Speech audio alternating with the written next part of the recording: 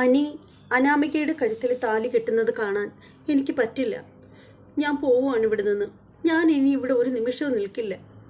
നമ്മുടെ അനാമികയ്ക്കാണെങ്കിൽ ആകെ സഹിക്കാൻ വയ്യ നമ്മുടെ അനാമികയുടെ കഴുത്തിൽ താലി കിട്ടുന്നത് കാണാനായിട്ടുള്ള ആ ഒരു മനസ്സൊന്നും നമ്മുടെ അനാമികയ്ക്കില്ല, മനസ്സിന് കട്ടിയില്ലെന്നാണ് നമ്മുടെ അനാമിക പറയുന്നത്. അപ്പോൾ നമുക്ക് അതിലേക്കൊക്കെ വരാം. അതിനു മുമ്പായിട്ട് ആരെങ്കിലും നമ്മുടെ ചാനൽ സബ്സ്ക്രൈബ് ചെയ്യാതുണ്ടെങ്കിൽ എത്രയും പെട്ടെന്ന് സബ്സ്ക്രൈബ് ചെയ്തോളൂ. അതോടൊപ്പം തന്നെ ബെല്ലൈക്കൻ കൂടി പ്രസ് ചെയ്യാനും മറക്കരുത്. അപ്പോൾ നമുക്ക് നേരെ ഇന്നത്തെ എപ്പിസോഡിൻ്റെ റിവ്യൂവിലേക്ക് പോകാം. അങ്ങനെ നമ്മുടെ നയന നമ്മുടെ നന്ദുവിനെ സമാധാനിപ്പിക്കുകയാണ്. നയന നന്ദുവിനോട് പറയുകയാണ്, മോളെ നീ സമാധാനമായിട്ടിരിക്കും, നിനക്ക് നല്ലൊരു കുടുംബത്തേക്ക് ചെന്ന് ചേരാം.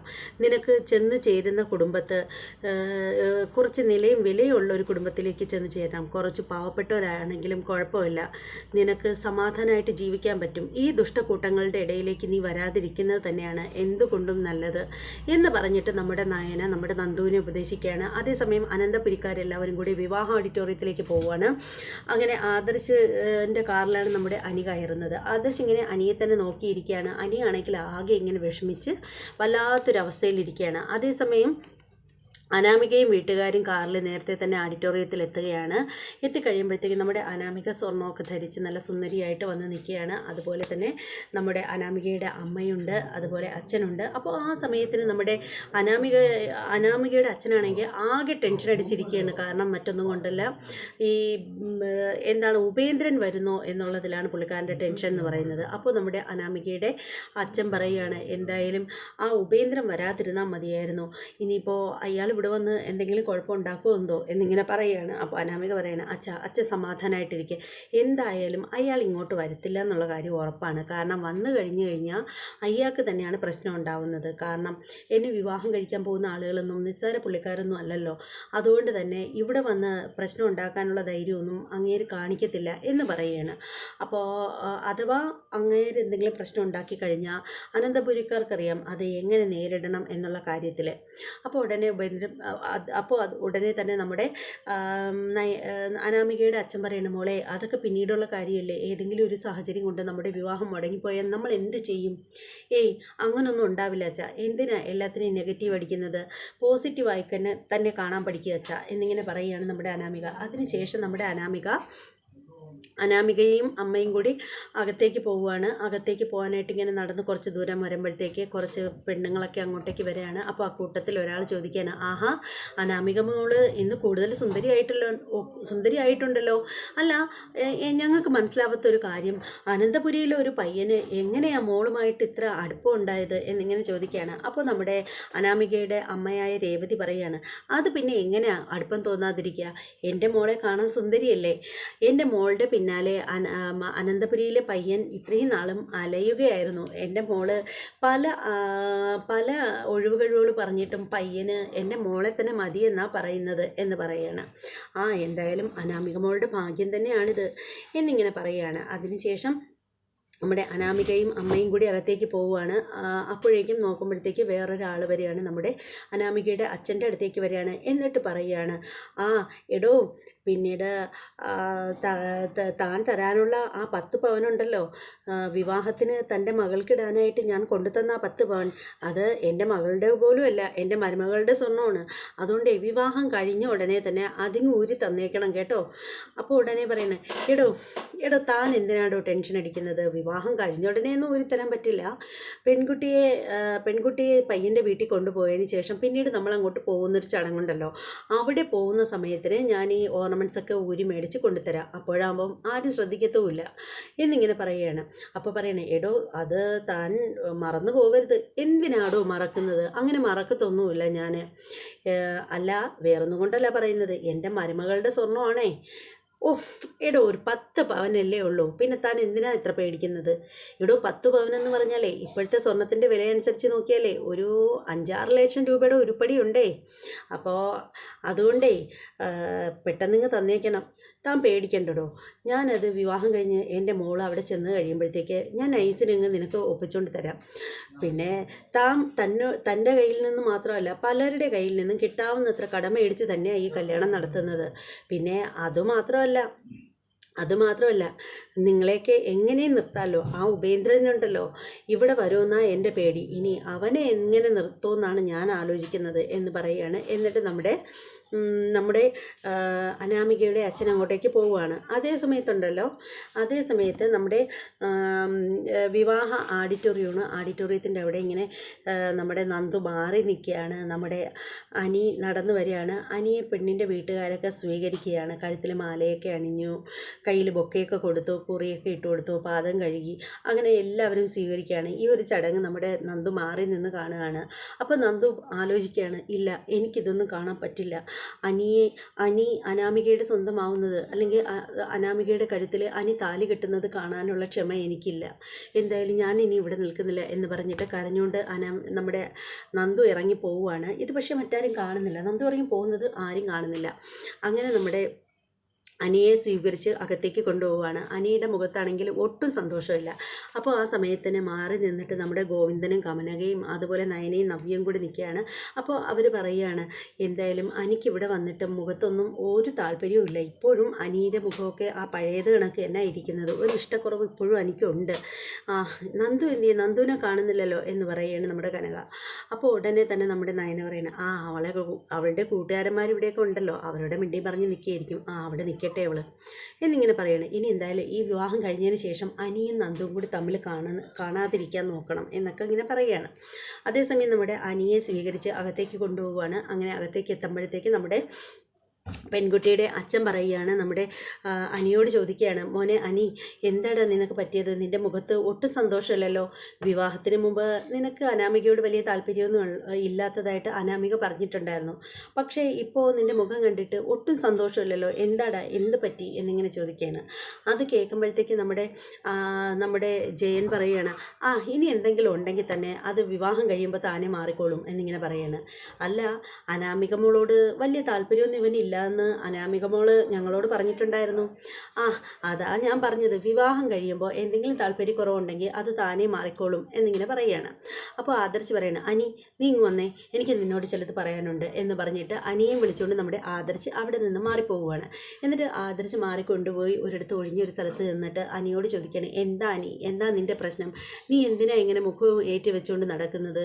നിനക്കൊന്ന് ഫ്രീ ആയിക്കൂടെ? പറ്റില്ല ആദർശേട്ടാ, എനിക്കൊന്നിനും പറ്റുന്നില്ല. എനിക്ക് അനാമികയെ ഇപ്പോഴും ഉൾക്കൊള്ളാൻ പറ്റുന്നില്ല. അനാമിക നമ്മുടെ കുടുംബം കുളം കലക്കാനായിട്ട് വരുന്നൊരു പെണ്ണായിട്ടാണ് എനിക്ക് തോന്നുന്നത്. എടാ, അതൊക്കെ നിൻ്റെ മനസ്സിൻ്റെ വെറും തോന്നൽ മാത്രമാണ്. അവൾ പറയുന്നത്ര മോശം കുട്ടിയൊന്നുമല്ല.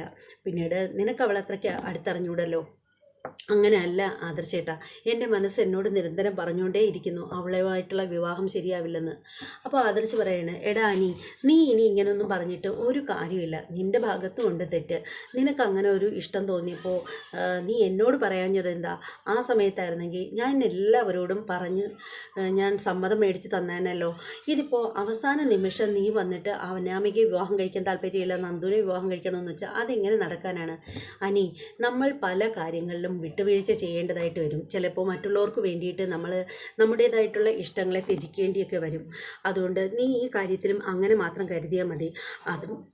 അതുമാത്രമല്ല, നയനയും അവളുടെ വീട്ടുകാരൊക്കെ പറയുന്നത് ഒരു കണക്കിന് ശരിയാണ്. ഒരു കുടുംബത്തിൽ നിന്നും 3 പെൺകുട്ടികളെ ഒരു വീട്ടിലോട്ട് തന്നെ വിവാഹം കഴിച്ചുകൊണ്ട് വരുമ്പോൾ ചിലപ്പോൾ അവിടെ പല പ്രശ്നങ്ങളും ഉടലെടുത്തു എന്ന് വരാം. അപ്പോൾ അത് ഒഴിവാക്കാനായിട്ട് ഇതൊക്കെ തന്നെയാണ് നല്ലത്. അപ്പോൾ നമ്മുടെ അനി പറയണ, അതൊന്നും ഏട്ടൻ പറയണ്ട. ഈ അനാമിക വീട്ടിൽ വന്നാലും ഒരു പ്രശ്നവും ഉണ്ടാവില്ലെന്ന് എന്താ ഉറപ്പ്? എനിക്ക് അനാമികയുടെ കാര്യത്തിൽ തീരെ വിശ്വാസമില്ല. അനാമിക അത്ര നല്ല സ്വഭാവമുള്ള കുട്ടിയായിട്ടൊന്നും എനിക്ക് തോന്നുന്നില്ല. അപ്പോൾ ആദർശ് പറയണേ, എടാ, ഈ ഒരു ചിന്താഗതി വിട്ടുകളയണം. നീ വെറുതെ ആവശ്യമില്ലാതെ നന്ദുവിനെ കുറിച്ച് ഓർത്തുകൊണ്ടിരിക്കരുത്. കാരണം ഇപ്പോൾ തന്നെ അനാമികയ്ക്ക് നന്ദുവിന് നല്ല സംശയമാണ്. ഒരു തെറ്റും ചെയ്യാത്ത ആ കുട്ടി വെറുതെ പഴി കേൾക്കാനുള്ള അവസരം നീയായിട്ടുണ്ടാക്കരുത് എന്ന് പറഞ്ഞിട്ട് ആദർശ് പോവുകയാണ്. അനിയാണെങ്കിലുണ്ടല്ലോ അവിടെ ഇങ്ങനെ സങ്കടപ്പെട്ട് ഇങ്ങനെ വിഷമിച്ച് നിൽക്കുകയാണ്.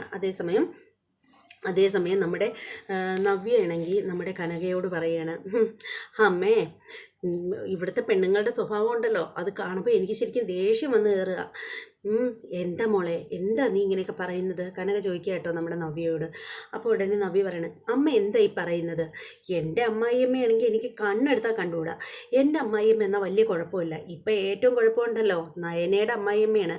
അവർ ഏത് നേരവും അനാമികയെ പറ്റി പുകഴ്ത്തി ഇരിക്കുന്നത് കേൾക്കുമ്പോഴുണ്ടല്ലോ ദേഷ്യം വന്ന് കയറും. അവർ വലിച്ചു കയറാനാണ് തോന്നുന്നത്. എന്നാൽ നയനയാണെങ്കിൽ ഒന്നും ഒട്ടും മിണ്ടത്തുമില്ല. എൻ്റെ അമ്മായിയമ്മയ്ക്കാണെങ്കിലേ ഇപ്പം എന്നെ ഇത്തിരി പേടിയൊക്കെ ഉണ്ട്. ഞാൻ അങ്ങനെയാണ് അവരെ ഇപ്പം നിർത്തിയിരിക്കുന്നത്. പറഞ്ഞിരിക്കുന്നത്.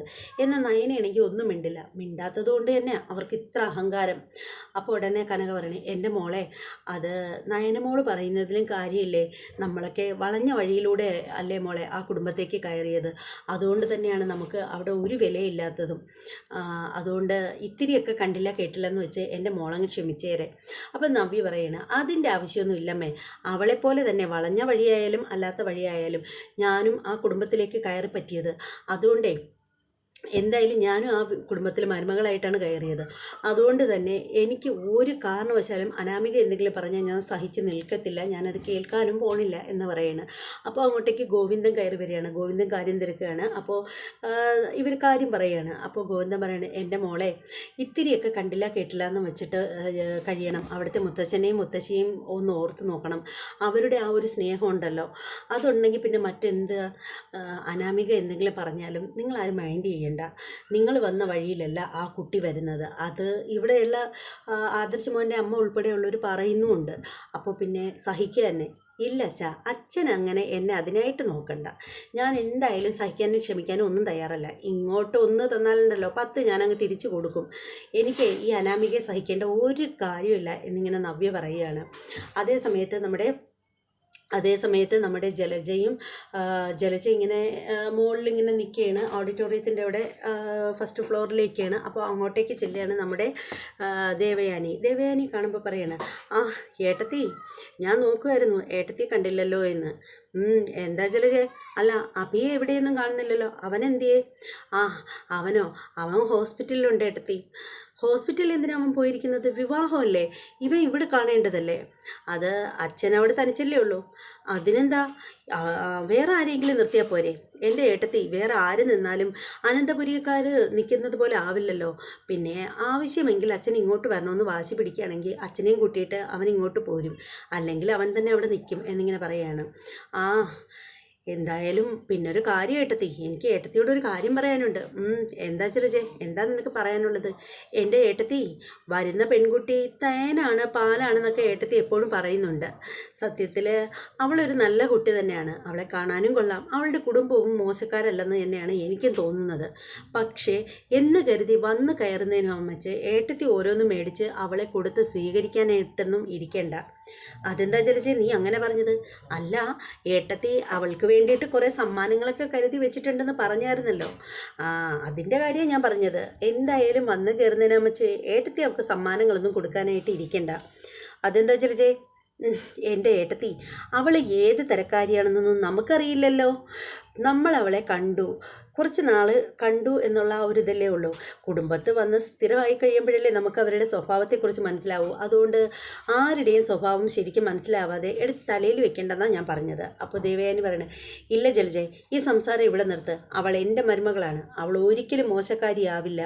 അവളെ കണ്ടാലേ അറിയാം, നല്ല ആഢ്യത്വം ഉള്ളവൾ തന്നെയാണ് എന്നിങ്ങനെ പറയുകയാണ് നമ്മുടെ ദേവയാനിക്ക് എൻ്റെ പണി കിട്ടാൻ പോകുന്നതേ ഉള്ളൂ. അതേ സമയത്ത് നമ്മുടെ നന്ദു ആണെങ്കിൽ ഒരു ക്ഷേത്രത്തിൻ്റെ പരിസരത്ത് വന്നിരുന്ന് ഇങ്ങനെ ഇരുന്ന് കരയുമ്പോഴത്തേക്ക് അവിടേക്ക് ഒരു പ്രായമുള്ള ഒരു പുരോഹിതൻ അവിടെ വന്നിരിക്കുകയാണ്. ഇരുന്നിട്ട് നന്ദുവിനോട് കാര്യം തിരക്കുമ്പോഴത്തേക്ക് നന്ദു കണ്ണീര് ഒപ്പിയിട്ട് പറയണം, എനിക്കൊന്നുമില്ല, ഞാൻ കരഞ്ഞില്ല എന്നൊക്കെ പറയണം. അപ്പോൾ പുരോഹിതൻ പറയണം, മോളെ, പുറമേയുള്ള കണ്ണീര് തുടച്ച് കളയാം, മനസ്സിൻ്റെ കണ്ണുനീര് എത്ര തുടച്ചാലും പോവില്ല, അതങ്ങനെ തന്നെ നിലനിൽക്കും. പിന്നെ നീ നല്ല കുട്ടിയാണ്, നീ ഒരാളെ ഇഷ്ടപ്പെട്ടിരുന്നല്ലോ, ആ ആളിന് നീയെന്ന് വെച്ച ജീവനാണ്. പിന്നെ അയാൾ നിന്നെ തന്നെ വിവാഹം കഴിക്കുകയുള്ളൂ, അയാളുടെ ഭാര്യയാണ് നീയും അയാളും തമ്മിലുള്ള ജീവിതം ഒരുപാട് കാലം നിലനിൽക്കും എന്നിങ്ങനെ പറയണം. അപ്പോൾ നന്ദു പറയണം, അത് നടന്നത് തന്നെ, അയാളുടെ വിവാഹമാണെന്ന് എന്നിങ്ങനെ നന്ദു പറയണം കരഞ്ഞുകൊണ്ട്. അപ്പോൾ പുള്ളിക്കാരൻ പറയണം, അയാൾ എത്ര വിവാഹം കഴിച്ചു കഴിഞ്ഞാലും അയാളുടെ വിവാഹം ഒരിക്കലും ശാശ്വതമാവില്ല, മോളുമായിട്ടുള്ള അയാളുടെ കല്യാണം മാത്രമേ ശാശ്വതമായിട്ടുള്ളൂ. ഇപ്പോൾ അയാൾ വിവാഹം കഴിക്കുന്നതൊന്നും മോള് കണക്കാക്കണ്ട, ഇത് കഴിഞ്ഞതിന് ശേഷം കുറേ നാൾ കഴിയുമ്പോഴത്തേക്ക് ആ ബന്ധം അലസിപ്പിരിഞ്ഞ് പോകും. പിന്നീട് അയാൾ വന്നിട്ട് മോളെ തന്നെ വിവാഹം വിവാഹം കഴിക്കും. മോള് അയാൾക്ക് വേണ്ടിയിട്ട് കാത്തിരുന്നാൽ മതി, അയാൾക്കുള്ള പെണ്ണാണ് നീ എത്ര വേണ്ട എന്ന് പറഞ്ഞാലും നിങ്ങളുടെ തലയിലെടുത്ത് അത് മാറ്റാൻ ആർക്കും പറ്റില്ല എന്നിങ്ങനെ പറയുകയാണ്. അത് കേൾക്കുമ്പോഴത്തേക്ക് നന്ദു ഇങ്ങനെ അന്തം വിട്ടിരിക്കുകയാണ്. അതിനുശേഷം പുരോഹിതൻ എഴുന്നേറ്റ് പോവുകയാണ്. ക്ഷേത്രത്തിലെ മണി അടിക്കുന്ന ശബ്ദം കേൾക്കുകയാണ്. അങ്ങനെ നമ്മുടെ നന്ദു ക്ഷേത്രത്തിലേക്ക് ചെല്ലുകയാണ്. ക്ഷേത്രത്തിൽ ചെന്നിട്ട് ഈശ്വരനോട് പ്രാർത്ഥിക്കുകയാണ്. ഭഗവതി ക്ഷേത്രമാണ്. ഭഗവതിയെ മനസ്സിൽ വിചാരിച്ച് നമ്മുടെ നന്ദു പ്രാർത്ഥിക്കുകയാണ്. ഭഗവതി, അനി കല്യാണം കഴിക്കുന്ന അനാമികയുമായിട്ട് അവർ ദീർഘകാല ദാമ്പത്തിക ബന്ധം ഉണ്ടാവണേ എന്നും ഒരിക്കലും അനി എൻ്റെ ജീവിതത്തിലേക്ക് വരരുതെന്നും എൻ്റെ പേര് വെറുതെ അനാവശ്യമായിട്ട് വലിച്ചിഴക്കരുത് എന്നും അങ്ങനെയൊക്കെയുള്ള കാര്യങ്ങളൊക്കെ പറഞ്ഞിട്ട് നന്ദു ഇങ്ങനെ പ്രാർത്ഥനയോടുകൂടി ഇങ്ങനെ സങ്കടപ്പെട്ട് നിൽക്കുകയാണ്. അങ്ങനെ നന്ദുവിൻ്റെ മുഖം കാണിച്ച് എപ്പിസോഡ് തീരുകയാണ്. എന്തായാലും നല്ലൊരു അടിപൊളി എപ്പിസോഡായിരുന്നു. നല്ലൊരു സൂപ്പർ എപ്പിസോഡായിരുന്നു. എന്തായാലും ഇന്നത്തെ എപ്പിസോഡ് എല്ലാവർക്കും ഇഷ്ടപ്പെട്ട് കാണും എന്ന് വിശ്വസിക്കുന്നു. ഇഷ്ടപ്പെട്ടവരൊക്കെ കമൻറ്റ് ചെയ്യുക, ലൈക്ക് ചെയ്യുക, സബ്സ്ക്രൈബ് ചെയ്യുക. അപ്പോൾ ഇനി മറ്റൊരു എപ്പിസോഡിൻ്റെ റിവ്യൂമായിട്ട് വരുന്നത് വരെ എല്ലാവർക്കും ബൈ.